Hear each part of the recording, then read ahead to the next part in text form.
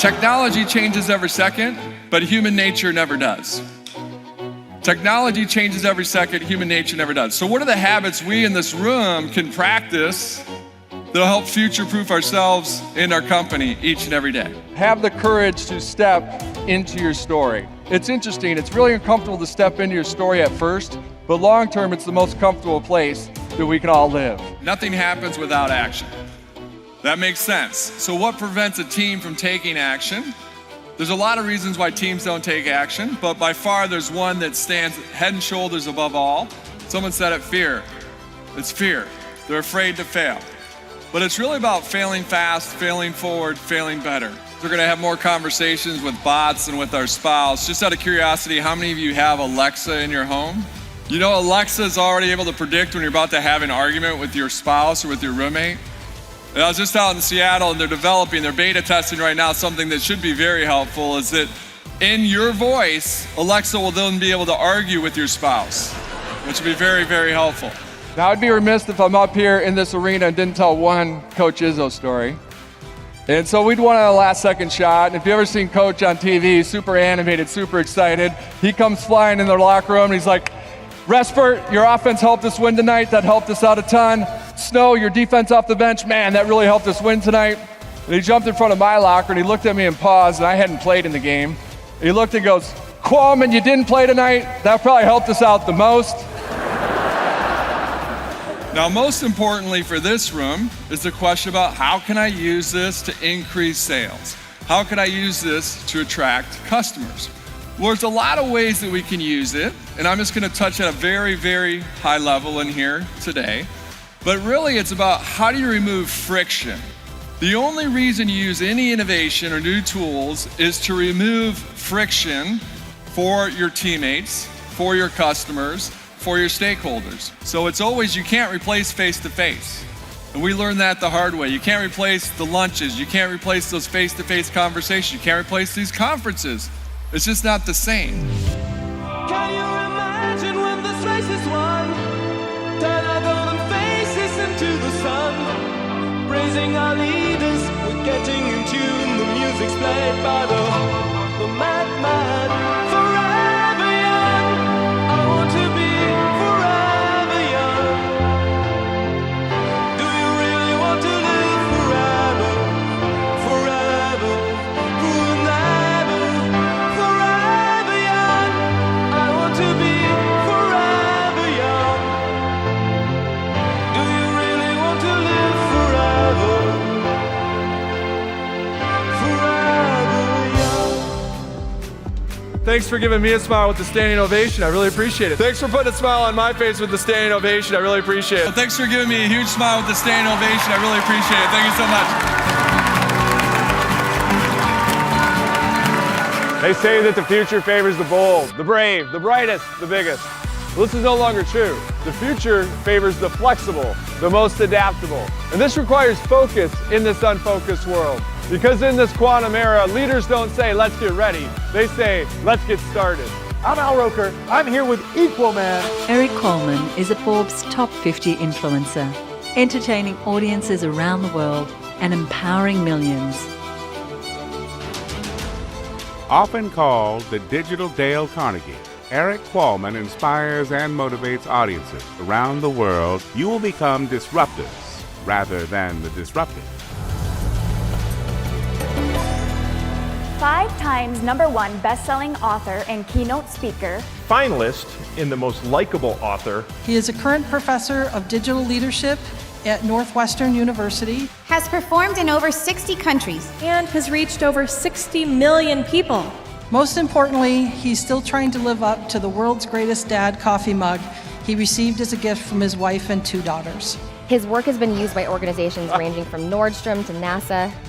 We are absolutely honored today to have Erik Qualman here with us. Please join me in welcoming Erik Qualman, also known as Qualman. It turns out if you actually stand like a superhero, that it can help suppress the fear in our mind, reduce the stress by up to 15%, that cortisol that's pinging around in our bodies. And so what we're gonna do here today is we're gonna take our glasses, because it's gonna make you uncomfortable. It's all about stepping into that discomfort to grow.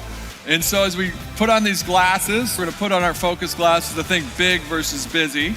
And we're all gonna stand up like superheroes. When you think about the meaning of life, it's discovering your gifts, your superpowers, and the purpose is to give those superpowers or those gifts away. Pioneers always get pushed back. We don't use old maps to get to new destinations. We will fail at something. You will lose. You will suck. You will fall down. That's not a question, that's a fact. The question is how high you're gonna bounce up when you fall. So one of the easiest ways for us to simplify is actually to single task, single task, single task. And in that moment of switching, our IQ can drop up to 15 points, which my dad is always quick to point out. He's like, son, you can't afford to lose 15 points. That's a lot for you. That's the equivalent of not sleeping for 36 hours when we're multitasking. Erik spawned the socialnomics movement with his #1 international bestseller of the same name. His socialnomics work has been featured from leading media from 60 Minutes to Wall Street Journal. Word of mouth is now world of mouth. You cannot replace face-to-face. These tools are there and designed to augment face-to-face when time and distance are an issue. The Focus Project offers practical advice on cutting through distractions to concentrate on what really matters. I always appreciate presentations that bring life and simplicity to topics that are often overly complex. Insightful, but also very funny. This analogy of like the Flintstones and the Jetsons when we're still talking about, you know, the Stone Age, but also looking at the digital age and what all it has to offer. His level of energy, leadership, forward-thinkingness that I really haven't seen anywhere else. If it doesn't challenge us, it certainly won't change us. If you never take a step forward, you'll always be standing in the same place. And if you can dream it, you can do it. 2 y 3.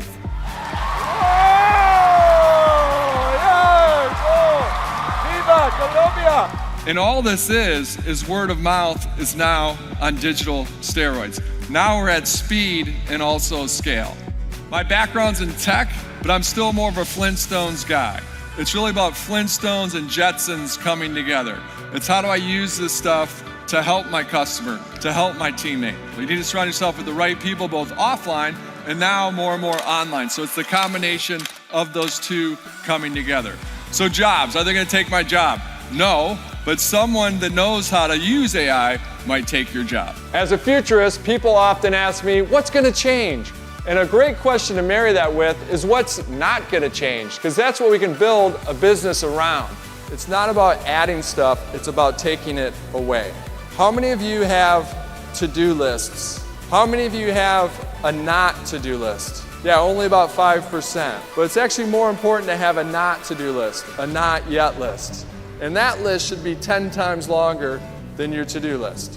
What's the one thing, if I do it well, will either make everything easier or not necessary? Our clients and customers are telling us, hey, we love what you're doing here.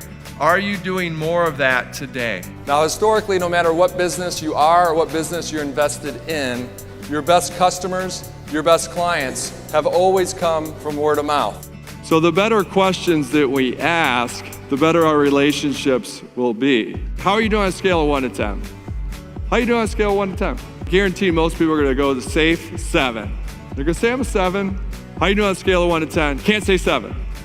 Because now they gotta say 6, kind of failing. 8, pretty good. It's better than me asking how's the project going. I ask how's the project going 1 to 10? Can't say 7. How do we get you to a 10? Here come some G's. We're gonna have some fun, entertaining, educating, empowering your audience. Heck, they might all wear these glasses as well. It's happened before. But most important, they're gonna have key takeaways on how to digitally transform in this digital decade. How to step into becoming digital leaders, because digital leaders are made, they are not born. As you can see, for the next generation of leaders, it requires focus and flexibility. And most importantly, to focus on big things versus busy ones. And thanks for putting a smile on my face with the standing ovation. Thank you so much. Thanks for the standing ovation. Thanks for creating a smile on my face with the standing ovation. I really appreciate that. Thank you so much. You guys have been great. Most importantly, thanks for the standing ovation. I appreciate it. Thank you.